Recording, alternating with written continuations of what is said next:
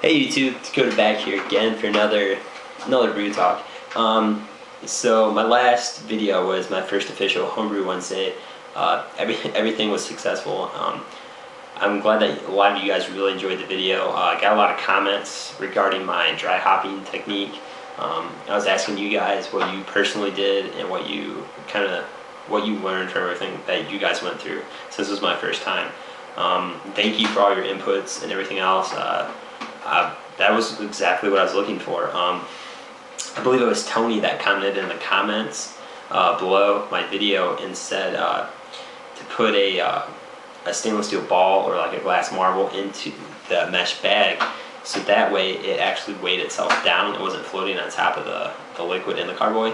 I didn't have any of those on hand, so I ran to Home Depot just down the street, picked up a stainless steel bolt, and then a couple of nuts, and just put those on there. And it wasn't too big, probably just like that, and sanitized that bad boy, threw it in the bag, put the hops into it, and then siphoned off on top of it. So yeah, it's everything's going good.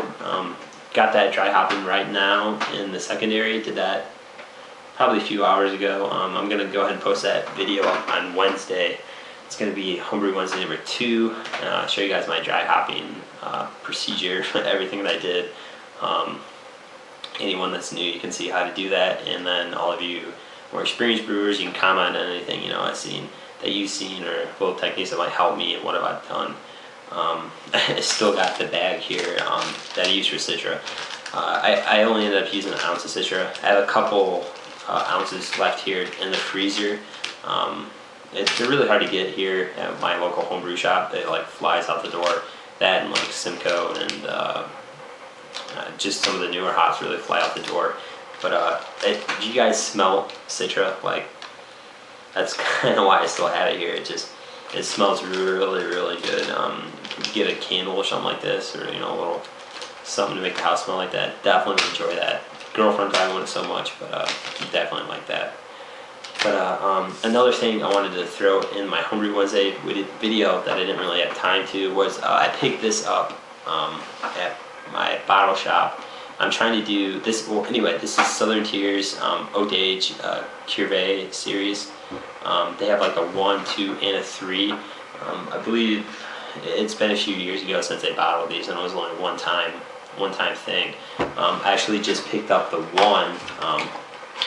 My buddy texted me and said it was there because we were trying to do a horizontal tasting of them.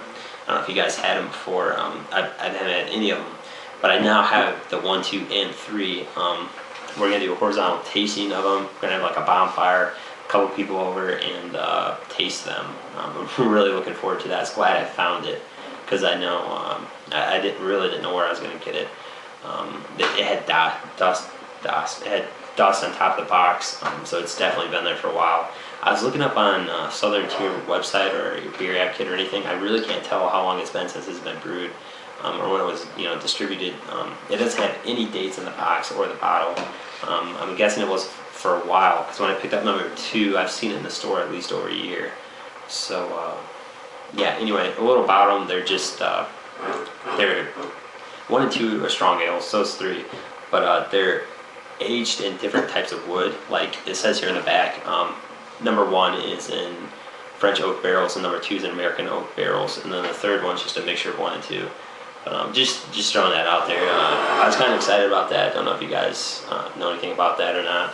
If you guys know how old they are, if you guys could tell me that. They just kind of add to the info for me for my tasting. But the main purpose of this little short little short video that I have is me and my buddy that just brewed my Citra Pale Ale that you guys commented on and seen. We're actually going to brew something new that I really haven't seen too much of, or at least I haven't seen a commercial example of it. It's going to be a Mint Chocolate Stout. Kind of going a little adventurous. You guys may know that November 3rd is Learn How to Homebrew Day, and my homebrew club, we're gonna have a brew day, and we're gonna invite. It's like in the newspaper and everything else like that. We're gonna try to get people to come and see what brewing and everything is about. But there's gonna be like 10 or 15 of us actually brewing there, And me and Evan wanted to brew something kind of different. We're gonna do an extract because still building on my mash tun, convert that last kegel, and it'd just be easier with everyone else there and everything. But I want to do a extract stout, something with a good mouthfeel. So I'm guessing with quite a bit of grains to steep in, and I want to throw some chocolate into it while it's boiling. I'm not sure how to go about this. I brewed a stout with a porter, but I never really put chocolate into it, and I never put mint in anything. So the first question is, if you guys have any good stout recipes, if you guys could message those to me or comment them down below, I'd really appreciate that. And then as far as the chocolate, what are you guys' best opinion on that? Should I put, you know, the little baker's chocolate squares in, like towards the end of the boil, you know, so many of that? Should I put cocoa powder in it, or should I put like cocoa nibs? I know some people do that, throw them in the secondary. There's just really so many different ways to do it. So if you guys could just let me know what you'd like to do personally, one gets a really good chocolate taste into the stout and the beer itself, because that's really what I'm looking for. And I'm looking for a good mouthfeel on the stout, something nice for Christmas, you know, because we're doing it November 3rd again. And also, guys, with the mint, that's something that me and Evan are kind of debating on. I've only read one thing about it on the internet, because I've only seen one other person trying to do it. What they did, they actually did, it was on Homebrew Talk, they put instead of dry hopping, they dry minted. So, you know, you get like the mint leaves where you put like mojitos and stuff like that. He put like 5 or 6 mint leaves into it, and in the secondary just tasted it after so long until he got the taste that he wanted. Or I know there's mint extract, which I'm guessing you could also put in the secondary, or maybe in right before you bottle.